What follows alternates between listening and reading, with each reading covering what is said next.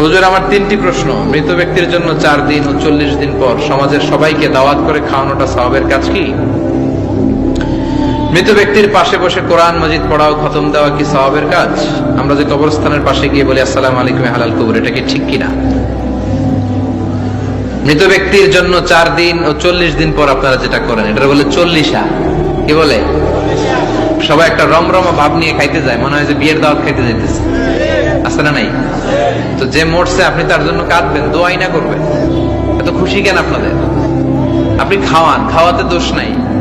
আপনি মাইয়েতের রুহের মাগফিরাতের জন্য খাওয়ালে মৃত ব্যক্তির গুনাহ আল্লাহ মাফ করবে, সেটা ঠিক আছে, কিন্তু খাওয়াবেন মিসকিনদেরকে, ইয়াতীমদেরকে, তারা বেশি হকদার।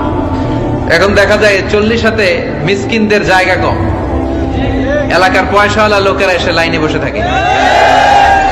আমি দেখেছি যেটা, কিন্তু দরকার ছিল আমার আব্বা মারা গেছে, এই এতিমখানায় আমি একটা গরু দিয়ে দিলাম, ওরা সারা বছর খেতে পায় না, ওরা খাবে, খেয়ে আমার আব্বার জন্য দোয়া করবে, ঠিক কিনা? আর সবচেয়ে বেশি দোয়াটা কবুল হবে আপনার আব্বার জন্য। আপনি যাকে দোয়া করানোর জন্য আনলেন, উনি কি আপনার আব্বার জন্য কাঁদবে? আর কাঁদলেও এই কান্নাতে আন্তরিকতা কতটুকু, এটা প্রশ্নবিদ্ধ। কারণ উনি আমার বাবার লেগে কান্দে, আমারই চোখ দিয়ে পানি বেরোল আমার বাবার লেগে। ঘটনাটা এরকম, তাই না? আপনার বাবার জন্য আপনি কাঁদবেন, ভাড়া করে কাউরে এনে কান্না করানোর দরকার নাই। রব্বির হামহুমা কামা রাব্বায়ানি সাগীরা, আপনি দোয়া করবেন। ইসলামকে আমাদের মানতে হবে ঠিক তেমন বিশ্বনবী শিখিয়ে গিয়েছে।